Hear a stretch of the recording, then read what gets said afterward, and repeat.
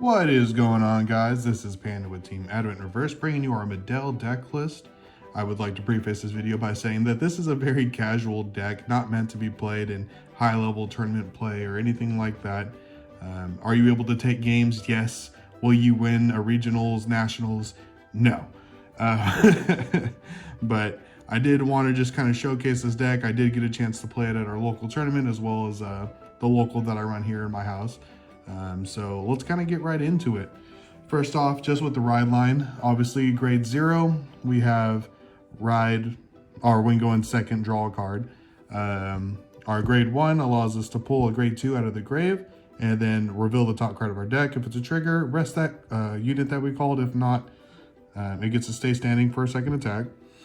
Our grade 2, when it's written upon by the grade 3, allows us to look at the top 3 cards and stack a unit on top, and then the rest go to the graveyard. And then our grade 3, our big one, Counterblast 2, reveal the top card of your deck and then perform the following actions. If it's a normal unit, which you always put on top, you get to draw that card and then bring out a grade 2 or less from the graveyard, and that unit gets a +1 to their crit.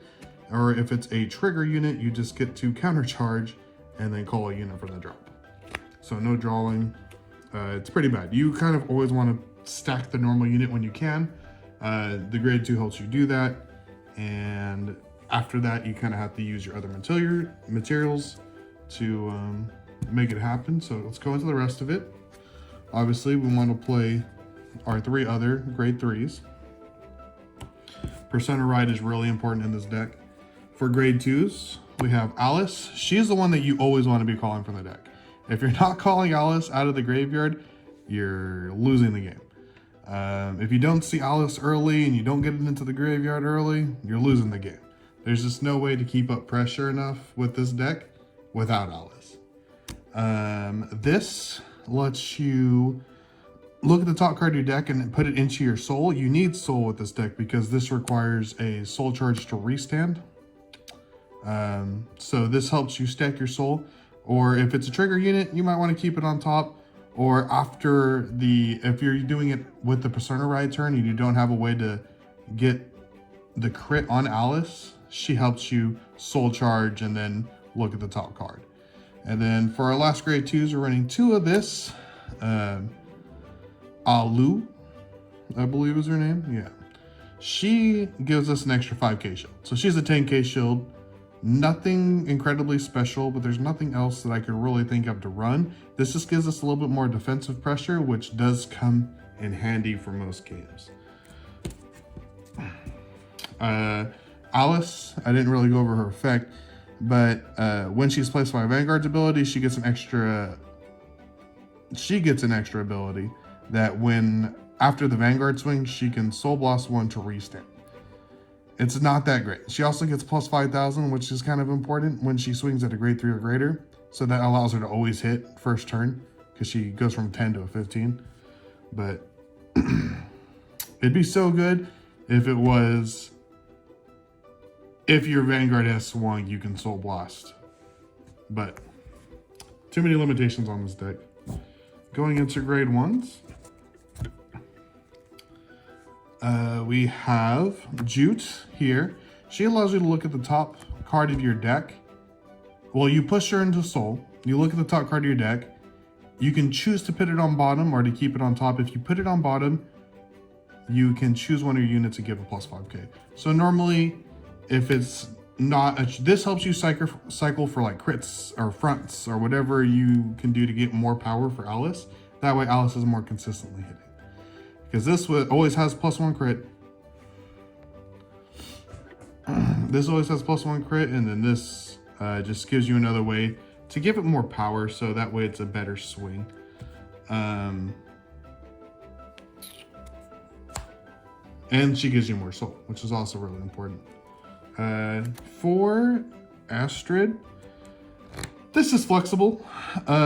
This is the only grade 1 that I really thought kind of fit with Mediell well enough. The counterblast to pull it out of drop kind of hurts Mediell because she uses 2 counterblast as is. And there isn't enough consistency of hitting things into your soul to really make this next card, Phyllis, good enough. But Phyllis allows you to Soul Blast 2, choose one of your grade 3 or greater Mediell units, and it gets plus 5k, take its, reduce its actability by 1. So Mediell becomes a 1 counter blast instead of a 2 counter blast. But if you manage to get the resources enough, if you get enough of these, if you get enough of Ninon, to put things into your soul, then sure, use Phyllis. Phyllis is really good. Her ability is great. It gives her plus 5k, which makes her 28 on Persona Ride. So that's really good. And then you only run one order in this deck, and that is your Gratis Grodale. It's just your extra Persona Ride. That's enough said. You need the most amount of Persona Rides as you can possibly get with this deck. Without the extra pressure, the deck just falls off. As far as trigger lineup goes, we have our 8 crits. You need as many crits as possible. 4 heals, 3 fronts, and then the 1 OT. You do not need draws. You draw enough with the deck. It's not... Mediell gives you that +1 every turn. So it's not terrible. You need the offensive pressure because especially if you don't get the Persona Ride, the front is big to help your other units hit because nothing else gains plus power. It is only Alice. Hitting OT is great with this deck. I guess hitting OT with any deck is really great. And then obviously just your 4 PGs. Nothing special there. But you're really relying on triggers in this deck more than most decks, I feel like. I said, or maybe I didn't say, but I did manage to take a couple games at a local tournament. I won against Eugene, Gravidia, and then during another local tournament that I played, I beat Youthberg and another Gravidia deck. 2 different Gravidia decks. But you're really relying on hitting triggers. Normally your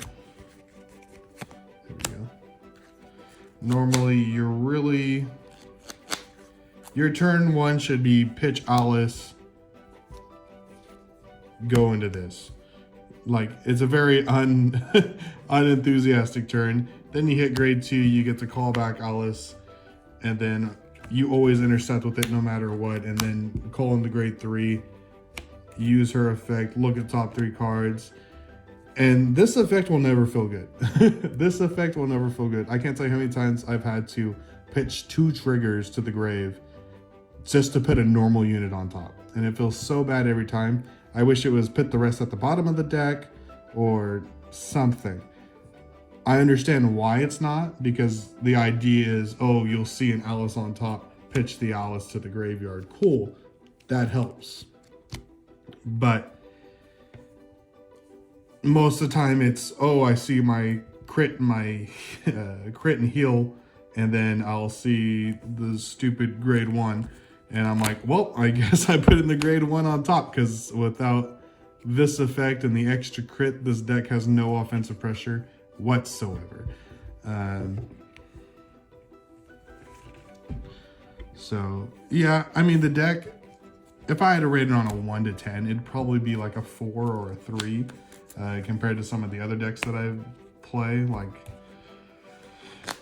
you're only ever getting 4 attacks, so your attack usually looks like swing Mediell for 15 and it has an extra crit. They always block it. You swing Vanguard, you restand Alice. Hopefully you see a trigger, swing and swing. That's it. That's your whole turn. That is your best case scenario. These are usually your only attackers. Every now and then you'll just use another grade 2. Sometimes I like to keep this in here so I can intercept for an extra 5k. Yeah, it works that way. I had to double check just to make sure. But that's it, guys. That's the deck profile. Let me know if you guys have any other techs. I've tried some other things with adding other grade 3s that have abilities when they're called out of the grave. Unfortunately, if you're not calling Alice out of the grave, you're not really doing anything else. Alice should always be your play. She was built for this deck, and unfortunately it's sad because she's still not that great. She just has, I think the deck just has too many limitations to really make it good. Like, this has to swing before your first Vanguard swing. I think that's dumb. That it gets no extra offensive pressure. If this could swing first and then this can just attack twice, that'd be great. That would make the deck almost twice as good as it is now. The amount of counterblast that this requires, even with Phyllis at your disposal, still makes the deck a little bit harder to manage counterblast.